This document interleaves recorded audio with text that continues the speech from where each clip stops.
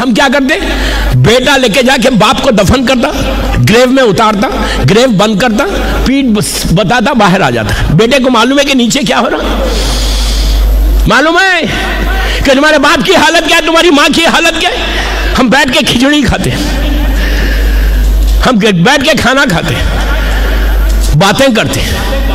अफसोस, हुक्म क्या है कि नीचे जैसे ही लिटाओ, don't leave him alone, don't leave him alone.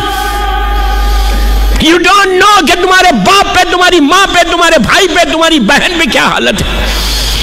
आप इंसाफ से बोलो, लंदन में रोज कोई ना कोई एक मैसेज आता कि आज फुला की मौत हो गई, उसके लिए 2 रकात नमाज पढ़ो। कौन सी नमाज पढ़ो,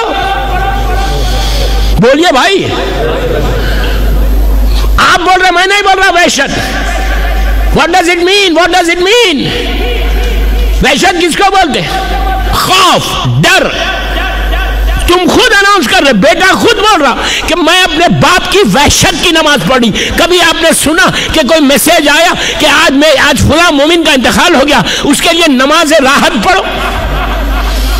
नहीं आया।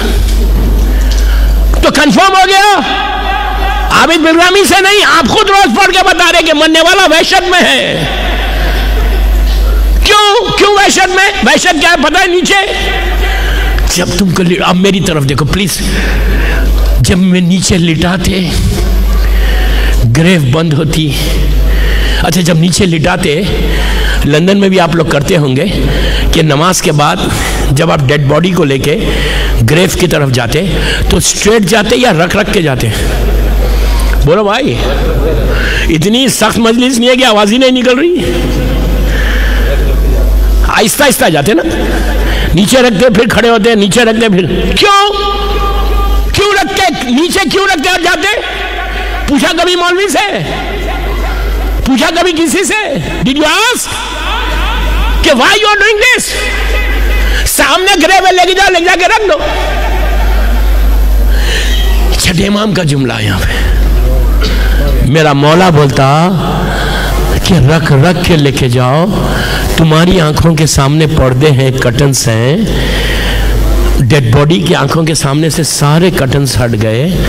वो अपने डेस्टिनेशन को देख रहा, वो अपनी ग्रेव को देख के वहशत खा रहा जिसकी तुम नमाज पढ़ रहे, वो अपने डेस्टिनेशन को देख के डर रहा, खौफ खा रहा। आहिस्ता आहिस्ता लेके जाओ कि उसको आदत हो जाए। लेटा के क्या करते? आपने कभी सोचा? ग्रेव में लिटाया, ग्रेव बंद हुई, हजारों मैयतों को यहां पे लंदन में आपने देखा है। कभी ये सोचा कि यार कल रात में तो मैं ये इतने बड़े बेडरूम में सो रहा था, इतना अच्छा बेड था, इतना अच्छा बेडिंग्स थी, इसका इतना नरम पिलो था। Where he is now, where he is now? सामने ऐसी दीवार, मेरी तरफ देखो, ऐसी दीवार, आंखों के सामने इतनी क्लोज है दीवार, छत यहाँ है, पीठ यहाँ है, कितने बड़े रूम में मैं बैठा हुआ हूं, यहाँ दीवार, so close। और अब मौला अली का जुमला, आबिद बिलरामी का जुमला नहीं, मौला के सरमन में यह मौजूद है कि जब तुम्हारा बेटा लिटा के वो ग्रेव को बंद कर देगा, इतना अंधेरा रहेगा, इतना खौफ रहेगा, हाथ को हाथ नजर नहीं आएगा। उस वक्त जमीन के अंदर इंसेक्ट्स जो है, प्लीज गौर से सुनो, इंसेक्ट्स जो है, अच्छा ये उन्हीं को होता, ये जो अब जो मैं बोल रहा, ये उसको होता जिसके पेट में हराम, जो लोगों के माल खाया हुआ है। उसके लिए मेरा मौला बोलता कि जमीन के छोटे छोटे इंसेक्ट्स, नहजुल बलागा में मौला अली का सरमन है कि अपने पेट को, अपने स्टमक को जमीन के कीड़ों की ग़िज़ा मत बनाओ। मौला अली बोल रहा, मैं नहीं बोल रहा। मौला बोलते कि जमीन के छोटे छोटे इंसेक्ट्स तुम्हारी नोज के इस होल से एंटर होंगे और आंखों से बाहर आ जाएंगे। तुम इतने मजबूर हो गए, जमीन के ऊपर तुम्हारा पूरा एक रौब और दबदबा था, तुम्हारा बड़ा शान थी, बंगला था, सिक्योरिटी थी, लेकिन नाउ वेयर आर यू? उसके अंदर हो।